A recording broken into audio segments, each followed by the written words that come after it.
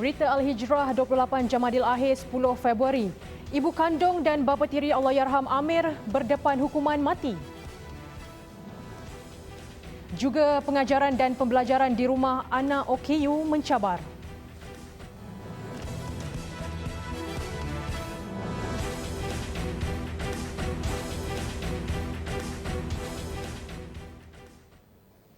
Bismillahirrahmanirrahim. Assalamualaikum warahmatullahi wabarakatuh. Berita Al-Hijrah malam ini bersama saya Fazida Mustafa. Seorang penghantar makanan berusia 35 tahun maut akibat dirempuh sebuah lori yang dipandu laju di lebuh raya Damansara Puchong LDP semalam. Menurut Ketua Jabatan Siasatan dan Penguatkuasaan Trafik JSPT Selangor, Superintenden Ahmad Syariat, siasatan awal mendapati lori tersebut hilang kawalan selepas keluar dari susul lebuh Bukit Jalil Puchong. Dalam kejadian pada jam 1.40 tengah hari itu, suspek yang berusia 47 tahun melanggar sebuah van sebelum merempuh sebuah motosikal Yamaha Y125ZR dan Pro 2 Azia sehingga menyebabkan penunggang motosikal berkenaan jatuh di lokasi kejadian.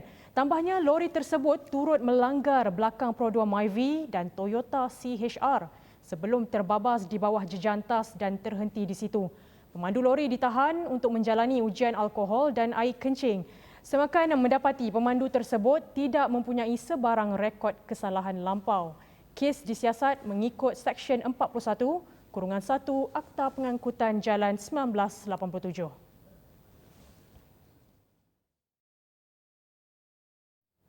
Pasangan suami isteri yang disyaki mendera dan membunuh anak mereka berusia 7 tahun dalam kejadian menyayat hati di Taman Kerubung Jaya Melaka 2 minggu lepas didakwa di Mahkamah Air Keroh hari ini. Tertuduh Muhammad Fazli Abdul Razak 38 tahun dan Zuraida Atan 32 tahun dihadapkan kedua mahkamah berasingan atas dua pertuduhan membunuh dan mendera Zubaidi Amir Kushairi Abdul Malik yang merupakan kanak-kanak malang tersebut.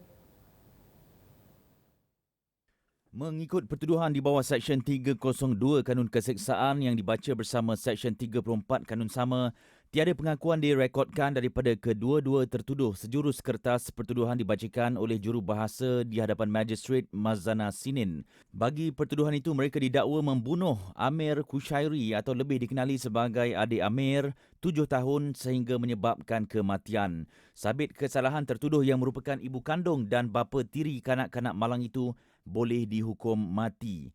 Kesalahan itu dilakukan pada 29 Januari 2021 kira-kira jam 3.32 petang di rumahnya di nombor 9 Jalan KJ 19, Taman Kerubung Jaya dalam daerah Melaka Tengah. Pasangan suami isteri yang kelihatan tenang sepanjang prosiding berlangsung itu turut dihadapkan ke Mahkamah Session atas pertuduhan mendera mangsa sama dengan cara yang mungkin menyebabkan mengalami kecederaan fizikal mengikut Seksyen 31/1/A Akta Kesalahan Kanak-Kanak 2001. Untuk kesalahan itu, tertuduh berdepan hukuman penjara sehingga 20 tahun atau denda maksimum RM20,000 atau kedua-duanya. Mereka bagaimanapun mengaku tidak bersalah. Bagi pertuduhan itu, sejurus kertas pertuduhan dibacakan secara berasingan di hadapan Hakim Nariman Badruddin. Kejadian dera itu dilapor berlaku antara 13 Oktober 2020 lalu sekitar jam 10.30 malam hingga 29 Januari lalu pada jam 3.32 petang di lokasi sama. Nariman bagaimanapun tidak membenarkan sebarang jaminan dan kedua-dua kes berkenaan akan disebut semula pada 29 Mac ini sementara menunggu laporan bedah siasat.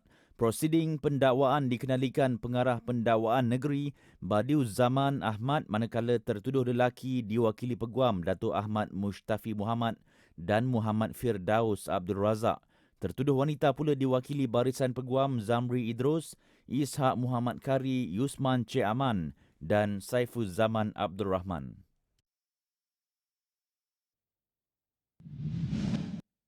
(29 Januari lalu, media melaporkan Amir didakwa lemas dalam tong air setinggi 60.9 cm oleh suspek lelaki berusia 38 tahun yang juga bapa tirinya. Pemeriksaan fizikal serta hasil bedah siasat bagaimanapun mendapati terdapat pelbagai kecederaan termasuk luka baru dikesan di bahagian belakang kepala kanak-kanak itu. Jenazah dituntut waris keluarga ibu kandung di Jabatan Perubatan Forensik Hospital Melaka sebelum dikebumikan di Tanah Perkuburan Islam Padang Lebar, Jasin pada 1 Februari lalu. Lazimnya kita dengar isu-isu timbul berkaitan proses pengajaran dan pembelajaran di rumah PDPR. Namun hari ini Berita Al-Hijrah memberi tumpuan kepada proses sama namun bagi pelajar berkeperluan khas. Ini kerana komitmen yang tinggi amat diperlukan daripada ibu bapa dan guru bagi memastikan matlamat menyampaikan ilmu di rumah berjalan lancar. Jadi untuk berkongsi cabaran PDPR bagi murid berkeperluan khas di talian Skype, Puan Nur Izzah Muhammad Kamil, seorang ibu kepada murid kurang upaya OKU, penglihatan yang berciri autism. Assalamualaikum Puan. Waalaikumsalam warahmatullahi wabarakatuh. Puan Izzah, boleh Puan kongsikan bagaimana proses pembelajaran anak Puan yang dilalui setiap hari? Okey, anak saya biasanya akan ada kelas pada setiap hari, satu atau dua kelas, maksimum dua kelas lah untuk kelas dalam talian pada setiap hari. Kelas biasanya diadakan secara berkumpulan dan secara individu. Biasanya apa yang biasa waktu kelas akan diadakan biasanya waktu persekolahan daripada pukul 9 hingga 1 tengah hari, tetapi jika ada kekangan masa kita boleh berbincang dengan guru untuk mengadakan masa yang sesuai lah untuk kedua-dua pihak. Puan, kalau macam pelajar lain, PDPR juga mempunyai masalah, mereka juga ada masalah-masalah tersendiri. Namun bagi Puan sebagai ibu murid OKU, sepanjang pengalaman, boleh Puan kongsikan apakah cabaran yang dihadapi? Cabaran anak OKU ini untuk beri mereka kekal fokus di hadapan semasa sesi pembelajaran PDPR lah. Sebagaimana kita tahu anak OKU ni agak mudah terganggu fokusnya. Jadi kita sebagai ibu bapa perlu menyediakan tempat yang sesuai dan supaya mereka dapat stay dekat situ sampai habis kelas sesi PDPR. Selain daripada itu, cabaran utama juga terhadap ibu bapa lah sebab anak-anak ini bergantung kepada ibu bapa. Ibu bapa yang perlu melihat jadual anak keadaan anak untuk menjalankan sesi PDPR. Selain daripada itu, PDPR ni juga agak kekangan untuk anak saya sebab anak saya ada masalah penglihatan yang memerlukan mesin braille. Jadi jika kita melakukan pembelajaran secara PDPR, ada setengah pelajaran yang tidak dapat dilakukan lah. Mungkin Puan Izzah ada cadangan atau syur yang boleh dipertimbangkan oleh pihak berautoriti supaya PDPR di rumah dapat dijalankan lebih lancar dan berkesan? Cadangan saya, pihak guru dan ibu bapa perlu berkomunikasi lah untuk meningkatkan mencari cara efektif untuk memberikan mereka sesi PDPR yang berjalan lancar lah. Sebab sebagai yang kita tahu kadang-kadang ibu bapa dengan anak ni agak kurang memberi kerjasama dengan ibu bapa lah. Sebab dengan guru dia agak takut, tapi dengan ibu bapa mereka agak suka bermain-main. Jadi itu menyukarkan ibu bapa untuk mengadakan kelas untuk mereka lah. Jadi bagi saya guru dengan ibu bapa mainkan peranan penting lah untuk mencari jalan untuk melihat secara efektif anak itu untuk menjalankan sesi PDPR. Baik, terima kasih Puan Izzah atas perkongsian itu. Kita sama-sama doakan agar anak-anak istimewa ini dapat menjalankan PDPR dengan lancar di rumah, insya-Allah. Insya-Allah. Terima kasih. Assalamualaikum. Waalaikumsalam warahmatullahi wabarakatuh. Baik, kita ke laporan seterusnya. Sementara itu di Selangor, hari ini merekodkan pertambahan kes COVID-19 tertinggi dengan kes baru yang dicatatkan berjumlah 1,757 kes. Manakala bagi negeri-negeri lain tiada yang mencatatkan kes baru melebihi 500 kes. Kuala Lumpur menjadi lokasi kedua mencatat kes COVID-19 baru tertinggi di Malaysia dengan 408 kes, diikuti Johor 369 kes. Jumlah kes baru keseluruhan adalah 3,288 kes, manakala 14 kematian baru dicatatkan. Jumlah keseluruhan rakyat Malaysia yang meninggal dunia akibat virus pembunuh itu kini berjumlah 923 orang. 285 kes sedang dirawat di unit rawatan rapi ICU dengan 131 kes memerlukan bantuan pernafasan. Setakat 12 tengah hari tadi, jumlah kes COVID-19 di Malaysia berjumlah 251,604 kes. Genap setahun lepas, 10 Februari 2020, negara hanya merekodkan 18 kes positif COVID-19. Walaupun kebenaran hanya diberikan untuk 2 orang semeja, ia sudah memadai untuk pengusaha kedai makan dan restoran menarik nafas lega selepas kelonggaran itu diberikan oleh kerajaan bermula hari ini. Pengusaha kedai makan yang ditemui Berita Al-Hijrah menyatakan komitmen mereka menjaga sebaik mungkin amanah dan kelonggaran yang diberikan itu dengan memastikan pematuhan prosedur operasi standard SOP sepanjang operasi perniagaan. Bagi Persatuan Pengusaha Restoran Muslim Malaysia Persma, pengumuman semalam ditunggu-tunggu 4,200 ahlinya di seluruh negara yang sebelum ini gusar kerana pendapatan terjejas teruk sejak PKP 2.0 dikuatkuasakan 13 Januari lalu.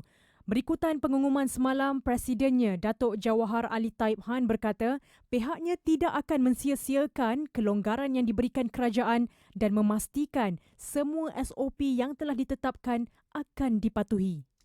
Tapi Alhamdulillah bila mana pagi ini sudah dibenarkan untuk dine-in semula, Alhamdulillah dapat peningkatan dan saya berharaplah dalam tempoh yang PKP ini tadi insya-Allah kita jaga sebaik mungkin amanah yang diberikan oleh kerajaan ini dengan menjaga SOP, jaga penjarakan, buat penyakuman kerap.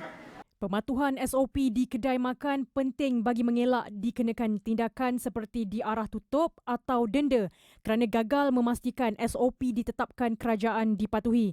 Semalam, kerajaan bersetuju membenarkan restoran dan kedai makan beroperasi dengan kehadiran 2 orang bagi setiap meja selain amalan SOP yang ketat. Keputusan itu bukan sahaja disambut baik pengusaha kedai makan tetapi juga pelanggan. Legalah hati saya rasa. Penjagaan saya Alhamdulillah lah. Sebelum ni pekerja saya 3 orang saya dah diberhentikan. Sekarang pekerja saya dengan anak-anak saya buat. Okey, terima kasih kepada pihak kerajaan kerana telah membenarkan kami untuk makan di kedai. Sebenarnya makan di kedai lebih bagus daripada makan di rumah. Ya, sebab kena bungkus. Jadi makan pun tak berapa selesa. Tak sedap. Jadi di kedai sambil lepak-lepak boleh minum. Di Terengganu pula, rata-rata peniaga kedai pakaian dan tekstil mula mengamalkan SOP ketat selepas kebenaran beroperasi diberikan kerajaan semalam. Tinjauan Berita Al-Hijrah mendapati antara SOP yang dikenakan kepada pelanggan termasuk pekedai adalah pemakaian sarung tangan, sanitasi premis 3 kali sehari dan pengambilan suhu badan serta menjaga jarak fizikal pelanggan. Menurut mereka, PKP 2.0 memberi impak negatif terhadap hasil perniagaan. Justru sekarang adalah masa terbaik memulihkan kembali perusahaan masing-masing. Bagi mereka tiada masalah kerana terpaksa mengeluarkan modal yang lebih untuk menyediakan sarung tangan sebagai pematuhan SOP asalkan perniagaan dapat beroperasi dan keselamatan pelanggan terjaga. Daripada pihak kita sendiri memang kita akan ambil inisiatif untuk ikut SOP itu sebaik mungkin. Untuk waktu sekarang ni kita hanya limit untuk 5 orang sahaja. Setiap kali masuk 5 orang sahaja. And then kalau masuk memang kita akan check suhu and then kena scan QR code. Lepas tu kita akan bagi glove untuk memastikan customer tak sentuh baju lah. So kalau dia sentuh baju pun at least dia berlapik dengan glove tu. Walaupun SOP ni sedikit ketat, jadi kita terpaksa untuk mengikutlah dari segi segala SOP untuk memastikan kita pun operasi kita berjalan dengan lancar. Tambah mereka, jumlah pelanggan di dalam premis dihadkan dan perlu mematuhi SOP ditetapkan bagi menghalang penularan wabak COVID-19 di premis masing-masing. Sementara itu, menurut pelanggan Amira Rosli, dia tidak merasakan SOP baru seperti pemakaian sarung tangan itu sesuatu yang melecehkan dan menyusahkan, malah merasa lebih selamat menggunakannya. Kita akan rasa macam yakin sikit lah kita nak mari dekat orang ramai ni kan, nak sentuh. Biasa orang mari kan tak pakai glove, sentuh sini, jadi kita pun nak mari takut.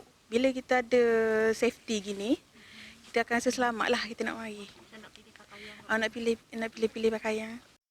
Pemakaian sarung tangan katanya membuatkan dia lebih yakin untuk memilih pakaian kerana ia tidak pernah disentuh orang lain yang mungkin menghidap COVID-19. Ia juga dilihat satu langkah baik oleh kerajaan dalam usaha menjamin keselamatan rakyat serta memastikan sektor ekonomi terus berfungsi. Selepas ini, ulama sedunia sepakat haruskan vaksin COVID-19.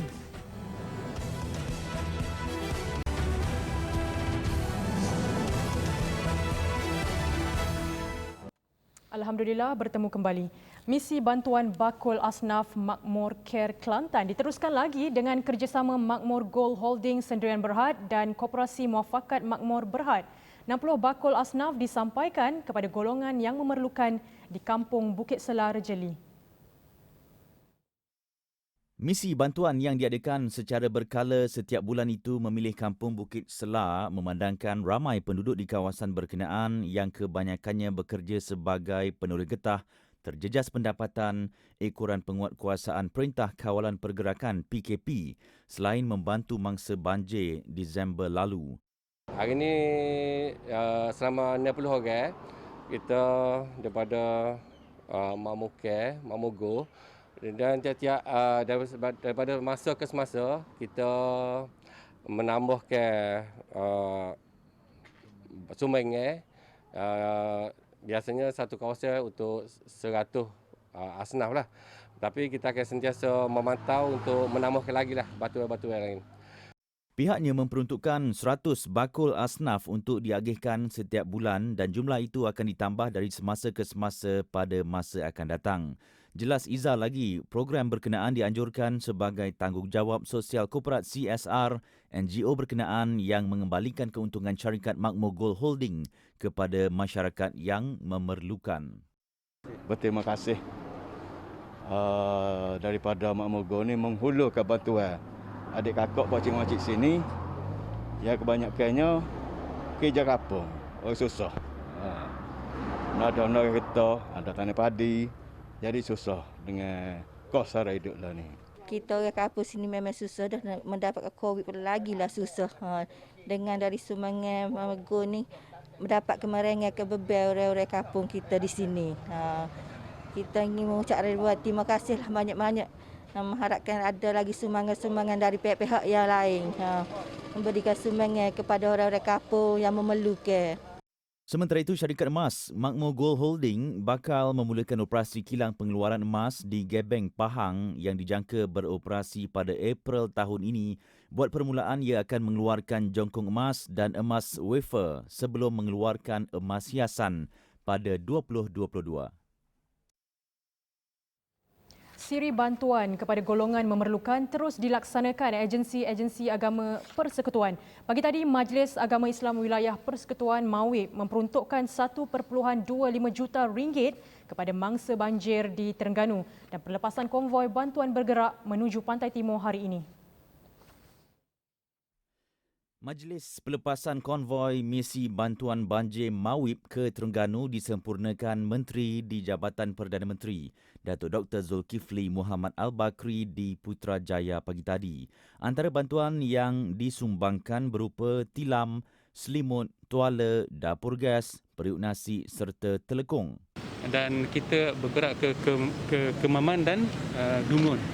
Jadi mudah-mudahan bantuan yang telah dihulurkan oleh Mawib berjumlah 1.25 juta ini mendapat manfaat kepada mereka yang memerlukan di Terengganu, insyaAllah. Kita sebenarnya mensasar kepada 3,000 keluarga. Jadi kita akan bantu kepada mereka yang memerlukan. Jumlah yang kita peruntukkan adalah untuk 3,000 buah keluarga. Ya. Setakat ini, Mawib mengumumkan mereka memperuntukkan lebih 5 juta ringgit khusus untuk bantuan pasca banjir ke 4 negeri iaitu Johor, Pahang, Kelantan dan Terengganu. Terdahulu dalam satu rakaman khas bersama TV Al-Hijrah, Datuk Dr. Zulkifli berkata, waktu pengambilan dan pengagihan vaksin COVID-19 di dalam negara sudah semakin hampir. Namun sebahagian rakyat memilih untuk menolaknya. Pun begitu, beliau mengingatkan orang ramai untuk tidak risau dan ragu-ragu kerana keputusan pengambilan vaksin tersebut telah dibincangkan bersama Badan Fatwa seluruh dunia. Syekhul Azhar melalui kajian ilmiah Azhar, jawatan kuasa fatwanya, di mana telah memutuskan keharusan mengambil vaksin COVID-19.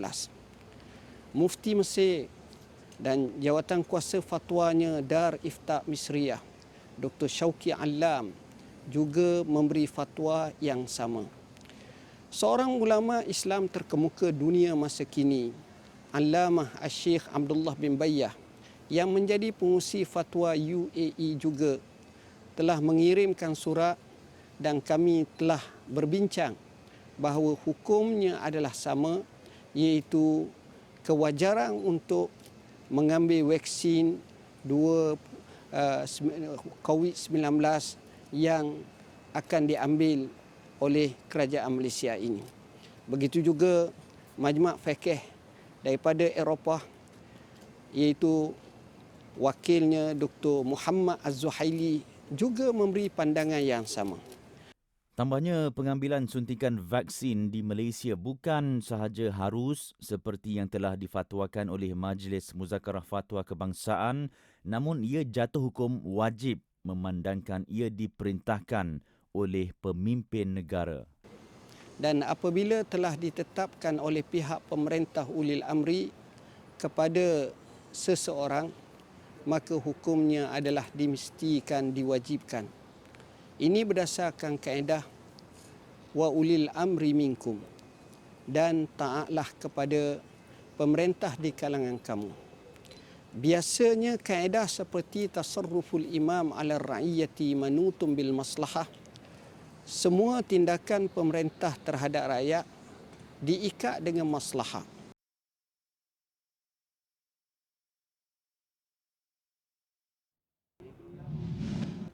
Sementara itu, TV Al-Hijrah siang tadi memulakan bacaan surah Yasin dan doa secara langsung sebagai salah satu ikhtiar dalam memerangi COVID-19. Memimpin bacaan surah berkenaan, Datuk Dr. Zulkifli Muhammad Al-Bakri.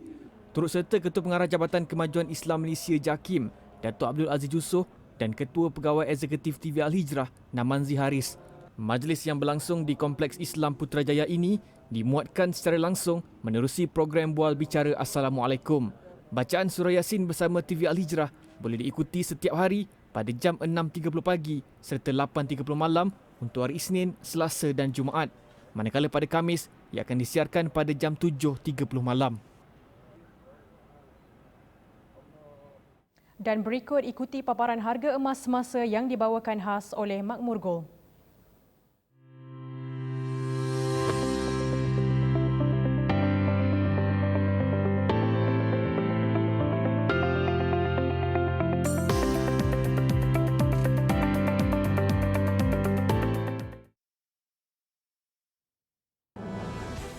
Helikopter rempuh gumpalan awan, punca nahas babitkan Kobe Bryant.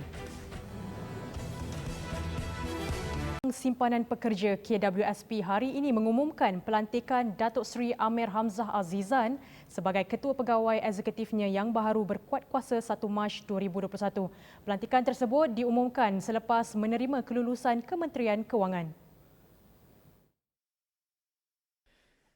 Datuk Seri Amir Hamzah sebelum ini adalah Presiden dan Ketua Pegawai Eksekutif Tenaga Nasional Berhad TNB dan mempunyai pengalaman 25 tahun dalam sektor korporat. Beliau yang juga pemegang ijazah Sarjana Muda Sains Pengurusan, Kewangan dan Ekonomi dari Universiti Syracuse, New York, pernah menerajui beberapa organisasi korporat antaranya MISC Berhad, Petronas Dagangan Berhad dan Petronas Lubricants International. Datuk Seri Amir Hamzah akan menggantikan Tunku Ali Zakri alias yang telah menerajui KWSP semenjak 20 Ogos 2018. Tunku Ali Zakri berkhidmat di KWSP selama 7 tahun bermula sebagai Timbalan Ketua Pegawai Eksekutif Strategi sebelum dilantik sebagai Ketua Pegawai Eksekutif. Juruterbang yang membawa legenda bola keranjang Kobe Bryant dan anaknya ketika nahas helikopter yang turut mengorbankan 6 yang lain dilapor mengalami desentrasi ruang selepas helikopter berkenaan memasuki gumpalan awan. Lembaga Keselamatan Pengangkutan Nasional NTSB turut tidak menolak kemungkinan tekanan ke atas diri sendiri yang dihadapi juruterbang terbabit dalam menyempurnakan tugasan membawa penumpang yang merupakan seorang selebriti turut menyumbang kepada nahas. Menurut NTSB, helikopter yang dinaiki tidak berdepan sebarang masalah teknikal. Pun begitu, kurang pemeriksaan serta kecuaian dilapor menjadi antara punca nahas terbabit.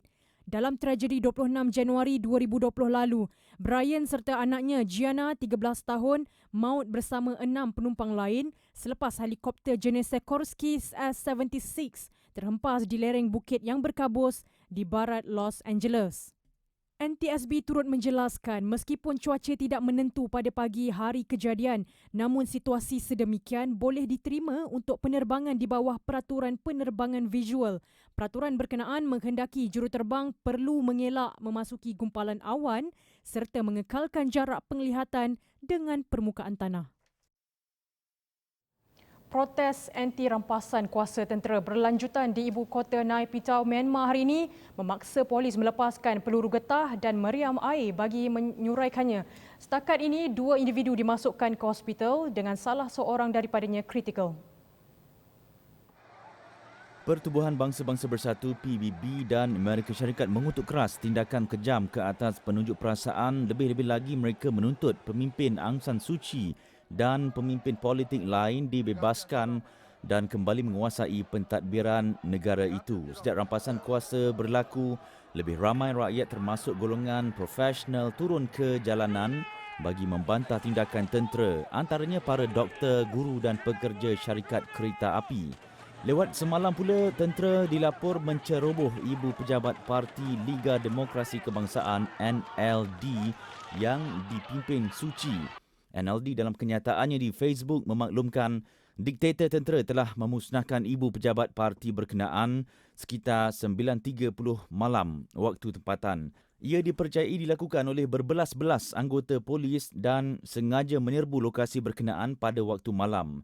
Sementara itu, Washington terus mendesak tentera membebaskan Suu Kyi serta mereka yang ditahan serta mengembalikan pentadbiran negara itu kepada kerajaan sebelum ini. Sebelum berpisah, jangan lupa saksikan siaran langsung analisis jam 9 malam ini. InsyaAllah topik perbincangan yang akan dibawakan adalah tidak viral, tidak bantu. Jangan ketinggalan bersama Finas Yunus sebentar lagi. Sekian Berita Al Hijrah, saya Fazida Mustafa. Assalamualaikum warahmatullahi wabarakatuh dan selamat malam.